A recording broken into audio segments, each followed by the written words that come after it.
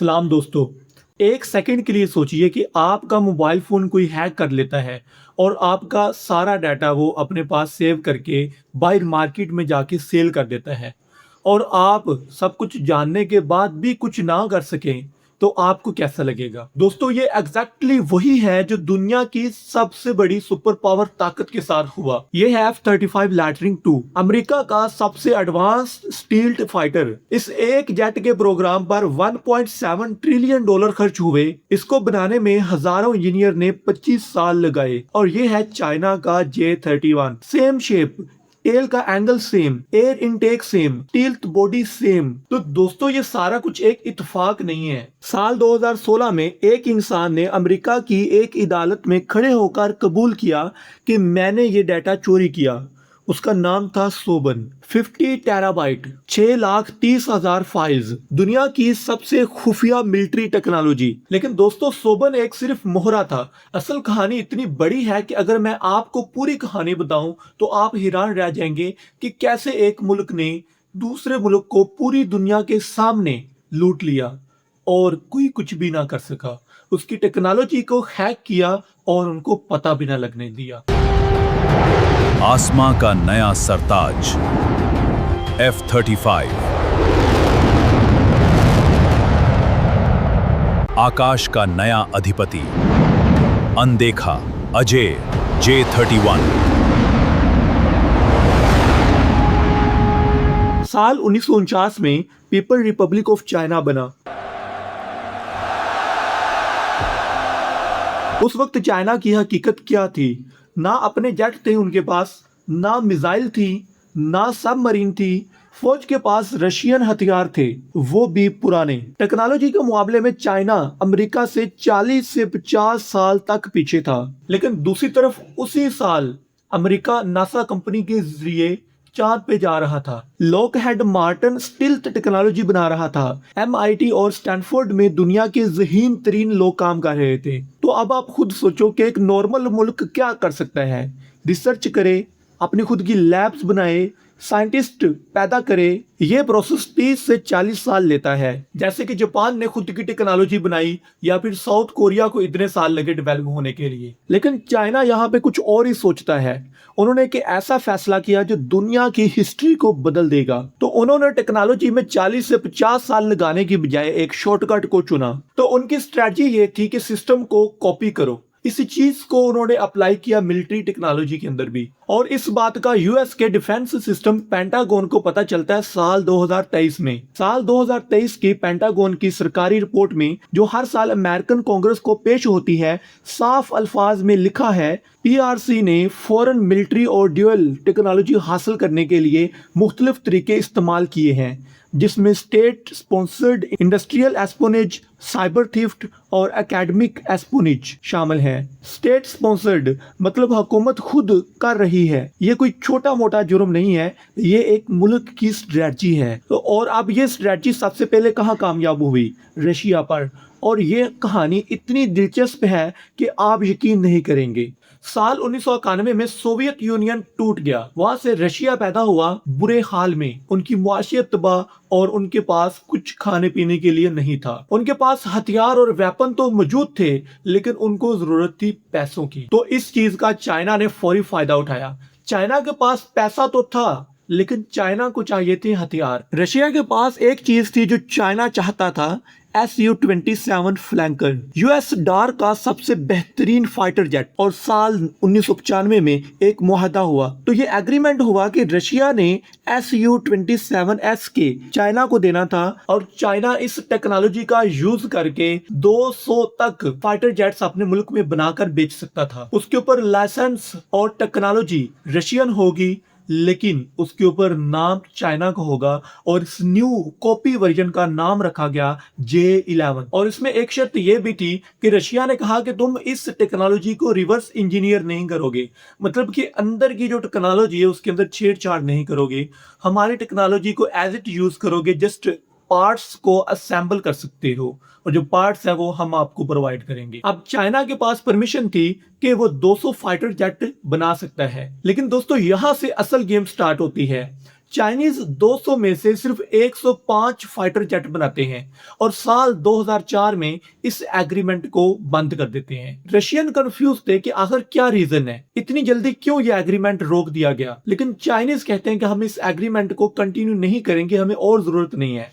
3 साल तक खामोशी रहती है और फिर साल 2007 में चाइनीज ने अपना खुद का फाइटर जेट बनाया जिसका नाम रखा J-11B। ये चाइनीज फाइटर जेट दिखने में तो रशियन Su-27 के जैसा ही था, लेकिन अंदर की टेक्नोलॉजी सारी चाइनीज की खुद की थी। उसके अंदर रडार चाइनीज था जिसके ऊपर चाइना का फुल कंट्रोल था और रशिया को एक्सेस नहीं थी।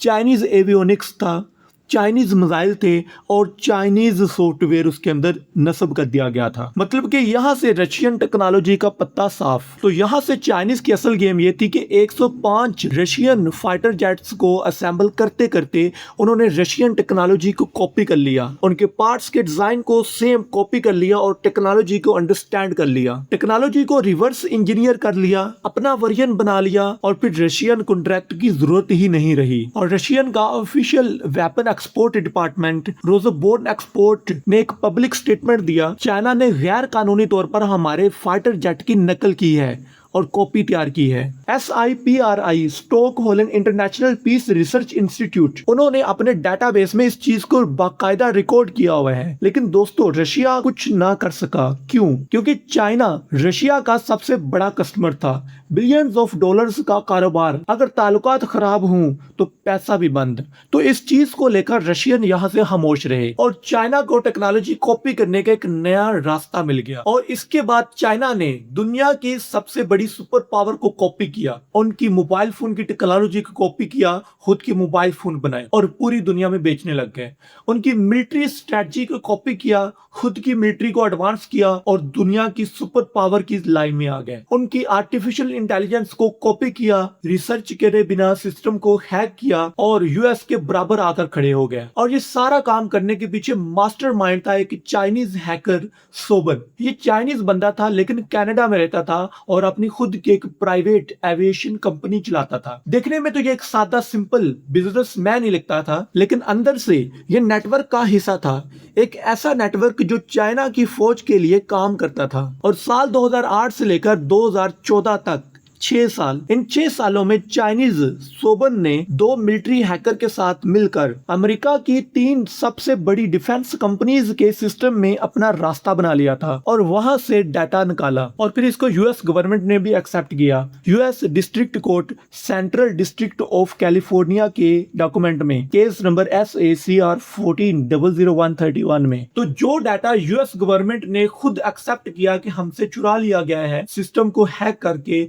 उनकी लिस्ट में सबसे पहले आता है C-17 ग्लोब मास्टर 3, अमेरिका का सबसे बड़ा मिलिट्री ट्रांसपोर्ट प्लेन जो पूरे टैंक्स हवा में ले जाता है। इसके 6,30,000 फाइल्स चोरी हुई, 65 गीगाबाइट डाटा। सोचिए 65 GB में कितनी ब्लूप्रिंट्स, कितने डिजाइन और कितनी कैलकुलेशंस हो सकती हैं। उसके बाद इस चोरी शुदा लिस्ट में सेकंड नंबर पे आता है F-22 ग्राफिक और ये था यूएस का F-22 रैप्टर, दुनिया का पहला 5th जनरेशन स्टील्थ फाइटर जो रडार पर नजर नहीं आता। इसकी फ्लाइट टेस्ट डाटा चोरी हुई। फ्लाइट टेस्ट डाटा का मतलब जेट एक्चुअली हवा में कैसे बिहेव कर सकता है, उसकी रीडिंग्स कैसी होंगी। और तीसरा F-35 लाइटनिंग 2 और ये सबसे बड़ी चोरी थी। $1.7 ट्रिलियन का ये प्रोजेक्ट एक क्लिक में कॉपी किया गया और इसको बाद में यूएस मिलिट्री ने ट्रैक करके सोबन को अरेस्ट भी कर लिया। लेकिन जब सोबन अरेस्ट होता है तो उस वक्त बात बहुत आगे निकल चुकी थी। वो जो डाटा सोबन ने हैक किया था वो सारा का सारा चाइनीज गवर्नमेंट को ट्रांसफर किया जा चुका था। और साल 2016 में सोबन ने यूएस कोर्ट में इस चीज को एक्सेप्ट भी किया और उसके बाद उनको यहाँ सजा देगी 46 मंथ, सिर्फ 46 मंथ। आप सोच रहे होंगे कि $1.7 ट्रिलियन की ये चोरी और सजा सिर्फ 46 मंथ दी गई। ये सारा कुछ पता लगने के बाद भी पेंटागन कुछ ना कर सकी क्योंकि चाइना ने तब तक अपना खुद का 5th generation stealth fighter jet J-31 बना लिया। और अगर हम इन दोनों स्टील्थ फाइटर जेट का फोरेंसिक कंपैरिजन करें J-31 और F-35 का, तो हमें यहाँ पे 4 चीजें मिलती हैं। सबसे पहले तो DSI inlet, diverter less supersonic inlet. ये एक बहुत स्पेसिफिक डिजाइन है जो स्टील्थ के लिए यूज होता है। F-35 में भी है और J-31 भी बिल्कुल वैसा ही है। सेकंड नंबर पे ट्विन कैंटेड टेल, दोनों टेल्स के एंगल ऑलमोस्ट आइडेंटिकल यानी कि सेम है। अगर आप दोनों जेट्स को बीच से काटें तो शेप रिमार्केबल सिमिलर है। और नंबर 4 इंटरनल वेपन्स बे का कॉन्सेप्ट और पोजीशन। और ये रिपोर्ट अमेरिका के रैंड कॉर्पोरेशन ने खुद पब्लिश की है, जो कि यूएस का सबसे ज्यादा ट्रस्टेड रिस्पेक्टेड थिंक टैंक और एविएशन वीक है। और फिर साल 2015 में एक और सबूत आया। एडवर्ड स्नोडन के लीक डॉक्यूमेंट में एक NSA की स्लाइड मिली।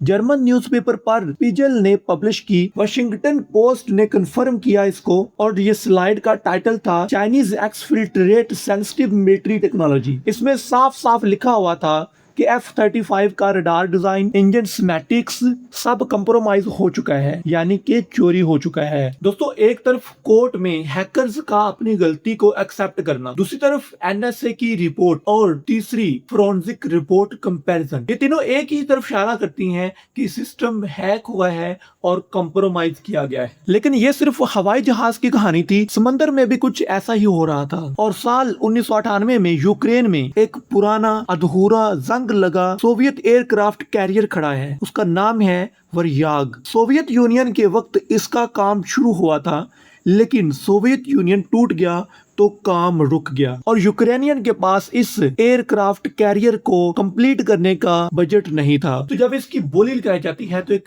चाइनीज बिजनेसमैन आता है और कहता है कि मैं इस एयरक्राफ्ट कैरियर के ऊपर एक फ्लोटिंग कैसीनो बनाऊंगा, यानी एक चलता फिरता होटल बनाऊंगा। और उसने इसको $20 मिलियन में खरीद लिया। आप खुद सोचो, एक एयरक्राफ्ट कैरियर और उसकी कीमत सिर्फ $20 मिलियन। यूक्रेनियन गवर्नमेंट ने इसको बेच दिया और इंटरनेशनल कम्युनिटी ने नजरअंदाज कर दिया कि ये एक पुराना कैरियर है, इसका क्या ही किया जा सकता है। लेकिन यहाँ पर ट्विस्ट यह है कि इसके ऊपर कैसीनो कभी नहीं बना। ये शिप सीधा चाइनीज नेवल शिपयार्ड ले जाई गई। सालों तक काम हुआ इसके ऊपर और साल 2012 में ये लियोनिंग बनकर सामने आई, चाइना का पहला एयरक्राफ्ट कैरियर। लेकिन दोस्तों, अभी तक हमने इंडिविजुअल केस देखे जैसे कि सोबन, Su-27 और वरियाग, लेकिन ये एक इंडिविजुअल सिस्टम नहीं है, ये एक पूरी मशीन है, हैकर्स की एक पूरी टीम है। फरवरी साल 2013 में एक अमेरिकन साइबर सिक्योरिटी टेक्नोलॉजी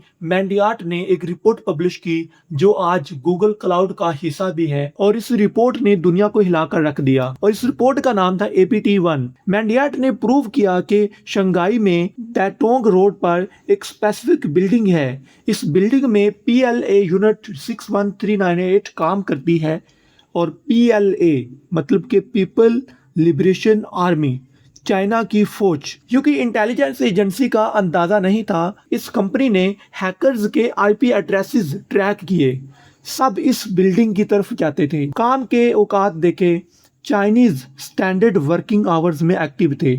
और साल 2014 में US ने पहली बार किसी मुल्क के आर्मी ऑफिसर्स के नाम लेकर उनके ऊपर हैकिंग का इल्जाम लगाया, और ये चाइनीज के 5 आर्मी ऑफिसर्स थे। और ये बहुत हैरानकुन बात थी कि US दुनिया की सबसे सुपर पावर मिलिट्री के सिस्टम को हैक कर लिया गया। लेकिन यहाँ पे शॉकिंग बात यह कि APT-1 सिर्फ एक ग्रुप नहीं है।